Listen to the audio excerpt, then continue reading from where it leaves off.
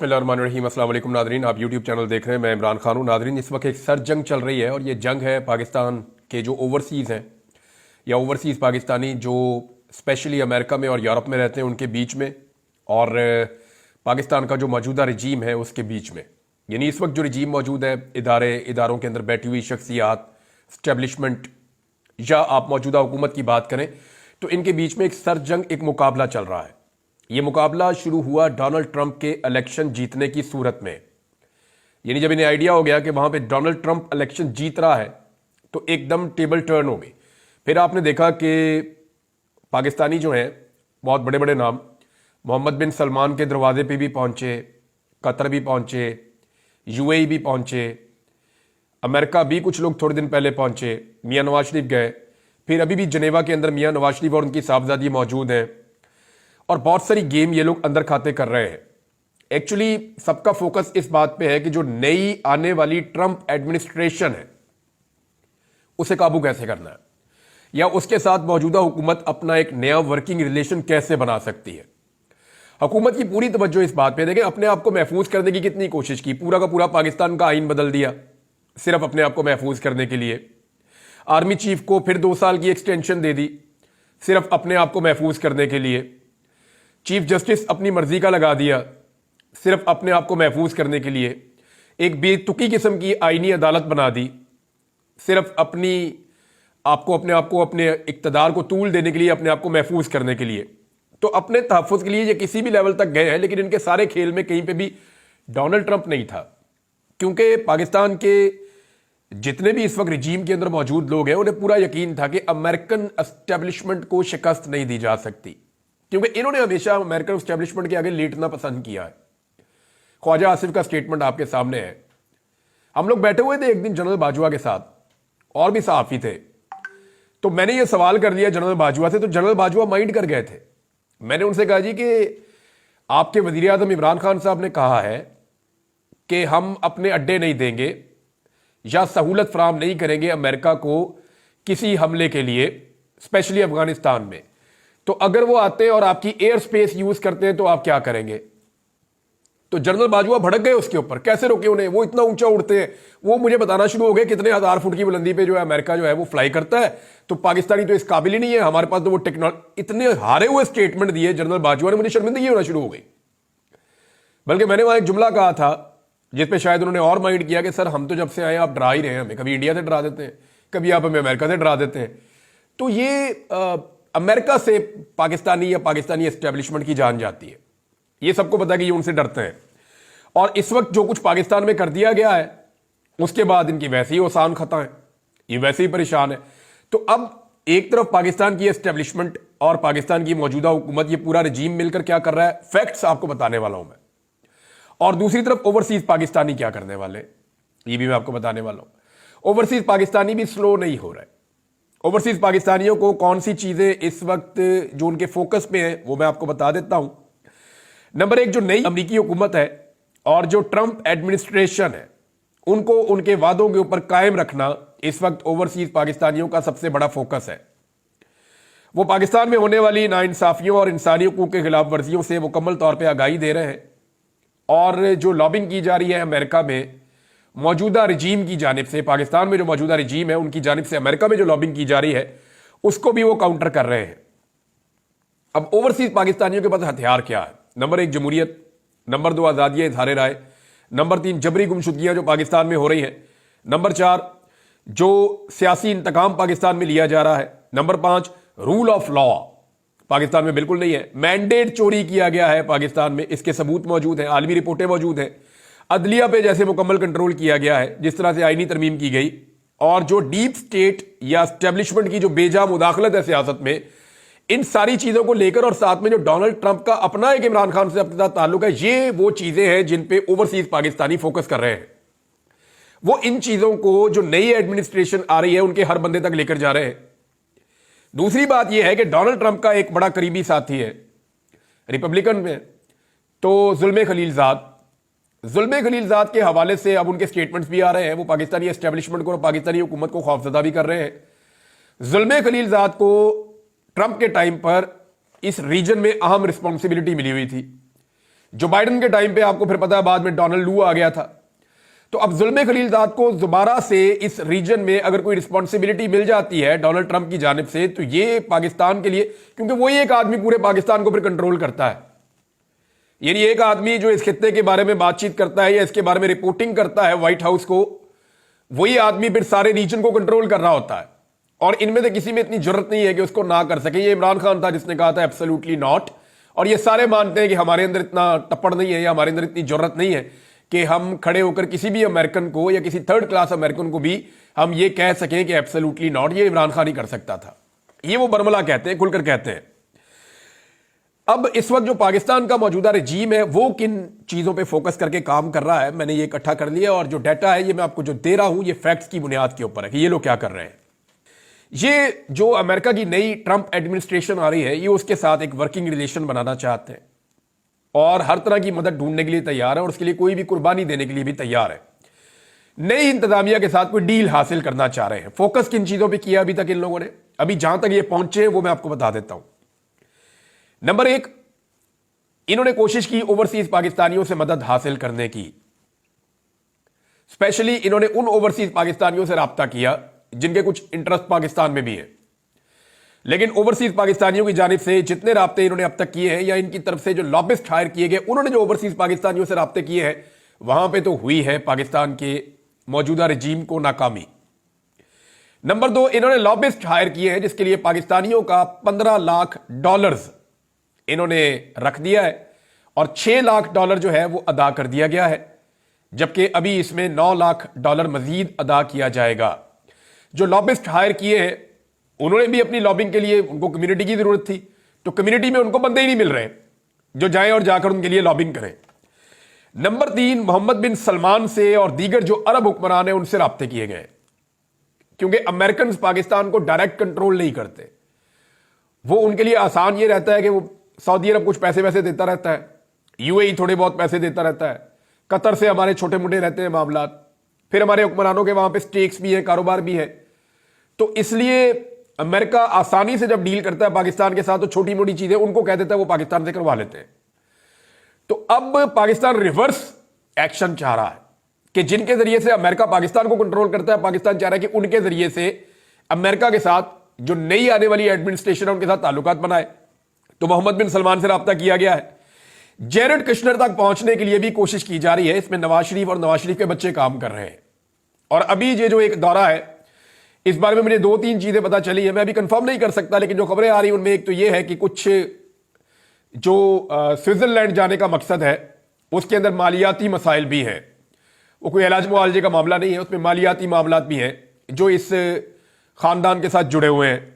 دوسرا, وہاں پہ کچھ بڑی اہم ملاقاتیں کی جا رہی ہیں جن میں جیرڈ کشنر تک پہنچنے کی کوشش کی جائے گی. جیرڈ کشنر جو ہے وہ ڈونلڈ ٹرمپ کے داماد ہیں اور اسرائیل کے ساتھ ان کے بڑے زبردست تعلقات ہیں. اب میں آپ کو زیادہ تفصیل میں تو نہیں بتا سکتا, لیکن آپ کو یہ بتا سکتا ہوں کہ باقاعدہ اسرائیل کے کچھ لوگ ہیں جن کو انگیج کیا گیا ہے موجودہ رجیم کی جانب سے کہ جیرڈ کشنر کے ساتھ ہمارے معاملات آپ ٹھیک کروائیں, ہم آپ کے لیے بھی گنجائش پیدا کر سکتے ہیں ان کیس کہ ہمارے موجودہ امریکی رجیم کے ساتھ یا آنے والی جو امریکی انتظامیہ اس کے ساتھ ہمارے اچھے تعلقات ہو جائیں. اس کو یہاں روک لیتے ہیں. اب جو آخری کوشش ایک اور کی جا رہی ہے کہ نریندر مودی کو بھی استعمال کیا جائے. انڈیا کی بھی پوری لابنگ ہے امریکہ میں, اور اس کے لیے میاں نواز شریف صاحب نے جو ہے وہ ایک پلان کیا ہے کہ نریندر مودی کے ساتھ کوئی رابطے کر کے کوشش کی جائے کہ ڈونلڈ ٹرمپ تک کسی طرح ایکسیس حاصل کریں. اس وقت جو پاکستان کی موجودہ حکومت, پورا حکومتی نظام اور جتنی اسٹیبلشمنٹ ہے, یہ سارے ایک ہی چیز کے اوپر فوکس کر کے کام کر رہے ہیں. نہ ان کا پاکستان سے لینا دینا, نہ کسی اور چیز سے. پوری توجہ ان کی ایک بات پہ ہے کہ ڈونلڈ ٹرمپ کے ساتھ کسی طرح نارملائزیشن کی جائے اور ایک ایسی ڈیل پہ پہنچ جائے ڈونلڈ ٹرمپ کے ساتھ کہ وہ ہماری یہ جو حکومت پاکستان میں بنی ہوئی ہے اس کو پرلونگ کر دے, یا پاکستان کے اندر کوئی پنگا پیدا نہ کرے ڈونلڈ ٹرمپ. اب محمد بن سلمان والا آئیڈیا جو ہے, یہ آئیڈیا تو زبردست ہے, یہ سب سے افیکٹو اب تک مجھے یہی لگا کہ یہاں سے ڈائریکٹ ڈونلڈ ٹرمپ تک اپروچ تو کی جا سکتی ہے, لیکن کیا ڈونلڈ ٹرمپ کو محمد بن سلمان راضی کر سکیں گے پاکستان میں اپنی مرضی کا رجیم رکھنے کے لیے یا عمران خان کو مزید اندر رکھنے کے لیے؟ تو جواب ہے نہیں. اس کی وجہ یہ ہے کہ ڈونلڈ ٹرمپ اپنے معاملات میں بہت کلیئر ہے. انہوں نے الیکشن سے پہلے جتنے وعدے اور دعوے کیے ہیں انہوں نے الیکشن کے فوراً بعد ان کی اناؤنسمنٹ کی ہے. انہوں نے کہا میں اقتدار میں آنے والا ہوں, میں لسٹیں بنا رہا ہوں, میں کام کر رہا ہوں, میں نے یہ ساری چیزیں کرنی ہیں. اور ڈونلڈ ٹرمپ کا جو پورا فوکس ہے وہ ڈیپ سٹیٹ پہ ہے, یعنی ایسے عناصر اسٹیبلشمنٹ کے جو ریاستوں کو کنٹرول کرتے ہیں, یعنی بند کمروں کے اندر بیٹھ کے اپنے مفادات کے لیے وہ کروڑوں اربوں لوگوں کا فیصلہ کر دیتے ہیں, ان کے مستقبل کا فیصلہ کر دیتے ہیں, جنگوں کا فیصلہ کر دیتے ہیں, جنگ بندی کا فیصلہ کر دیتے ہیں, قتل و غارت گیری کا فیصلہ کر دیتے ہیں, تجارت روکنے کا تجارت کرنے کا فیصلہ کر دیتے ہیں, پابندیاں لگانے کا پابندیاں اٹھانے کا فیصلہ کر دیتے ہیں, سرحدیں کھولنے کا سرحدیں بند کرنے کا فیصلہ کر دیتے ہیں.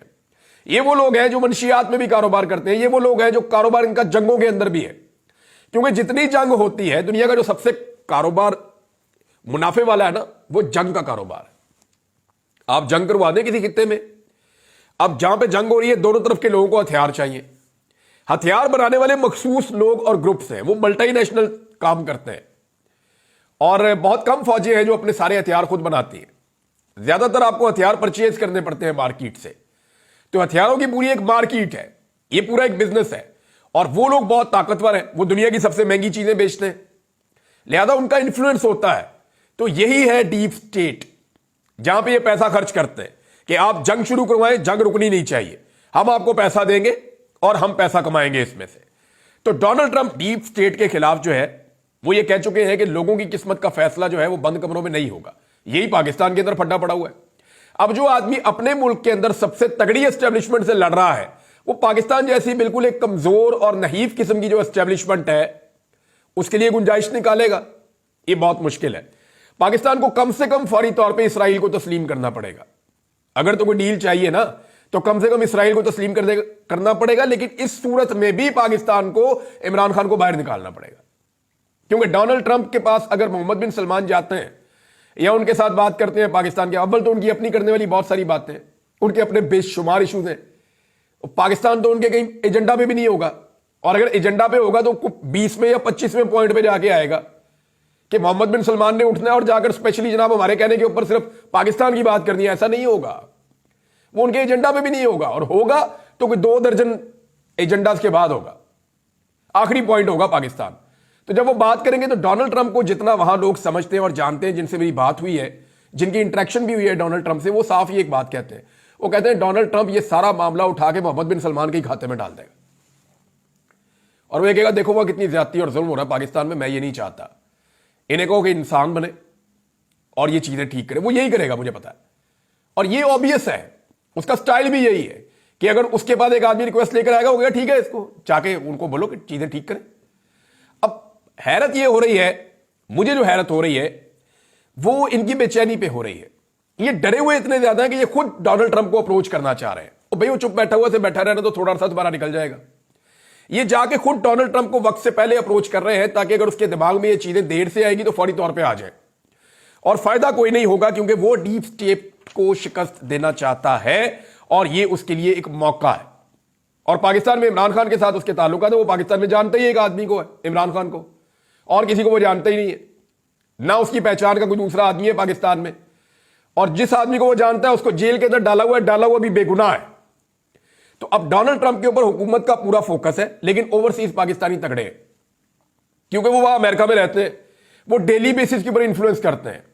اور ایک عجیب چیز جو مجھے اوورسیز پاکستانیوں نے بتائی, انہوں نے یہ بتائی کہ جی صرف پاکستانیوں نے نہیں بات کی عمران خان کی, یہاں پہ بے شمار ایسے مسلمان رہتے ہیں جنہوں نے ڈونلڈ ٹرمپ کو ووٹ کیا, ڈونلڈ ٹرمپ کی جیت میں ان کا کردار ہے, اور ان سب نے عمران خان کی بات کی ہے.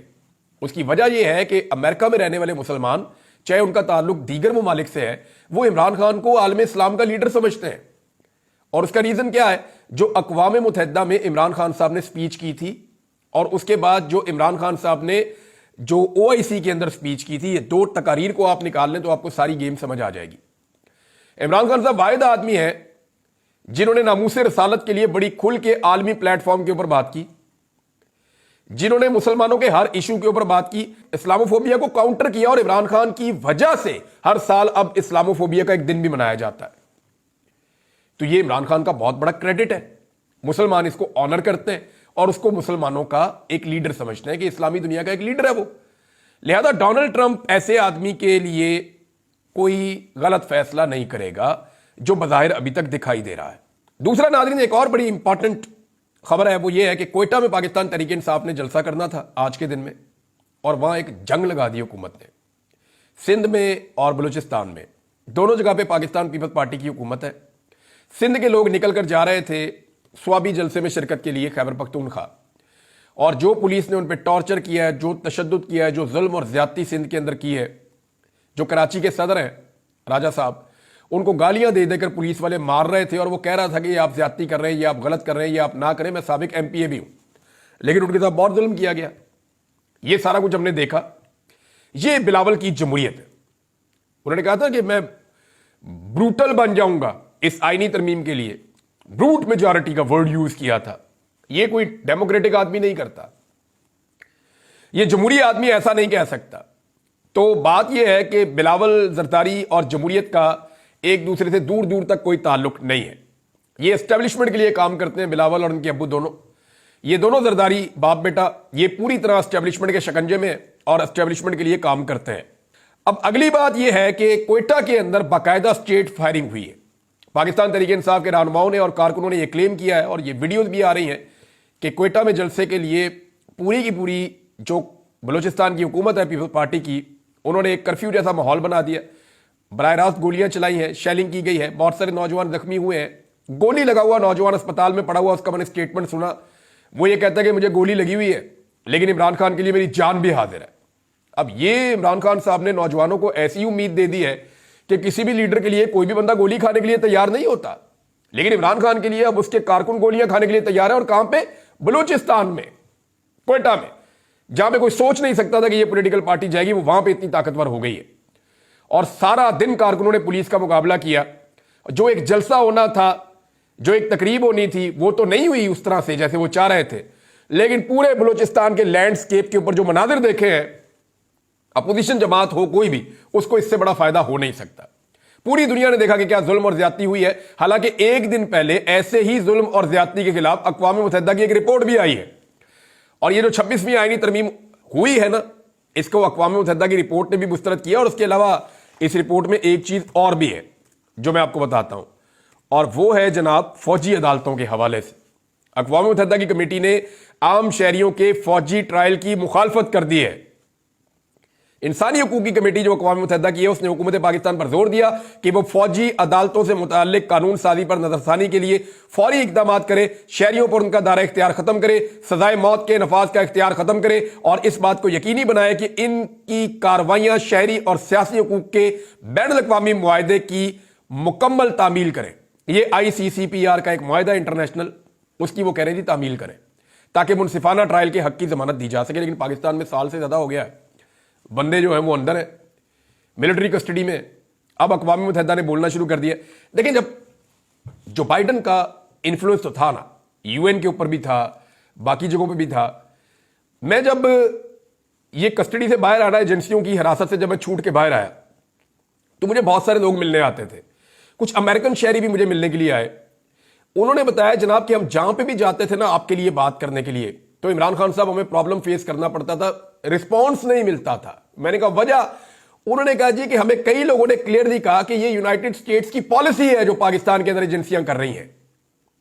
ये मैं आपको हल्फन कह रहा हूं कि मुझे आकर अमेरिकन नेशनल्स ने यह बात बताई थी। मुझे बरतानवी सफीर और उनका वो अमला भी मिलने के लिए आया हुआ था, बहुत सारे और लोग भी मुझे मिलने आए थे। बड़ा क्लियरली वो लोग बता रहे थे, और वो मुझे बाकायदा जो बरतानवी सफारतखाना है उसके लोगों ने मुझे ये कहा था कि आप बोलना बंद कर दें, आप ये छोड़ दें, आप फिलहाल रुक जाएं, क्योंकि ये सारा गेम इंटरनेशनल जो एक लॉबिंग है उसके तहत पाकिस्तान में खेला जा रहा था, जिसमें पाकिस्तान के इदारे और एजेंसियां इन्वॉल्व थी। लेकिन अब क्योंकि वहां पे हुकूमत बदल गई है तो पॉलिसी बदल गई। अब अक़वाम मुत्तहिदा ने अपनी लाइन तब्दील कर ली है। आने वाले दिनों में पाकिस्तानी हुकूमत के लिए, एस्टेब्लिशमेंट के लिए बहुत मुश्किलात बढ़ेंगी। फैक्ट्स हैं आपके साथ शेयर करता हूं अगले वीलॉग में। अब तक के लिए इतने ही। अपना ख्याल रखिएगा, अपने इस चैनल का भी। अल्लाह हाफिज़।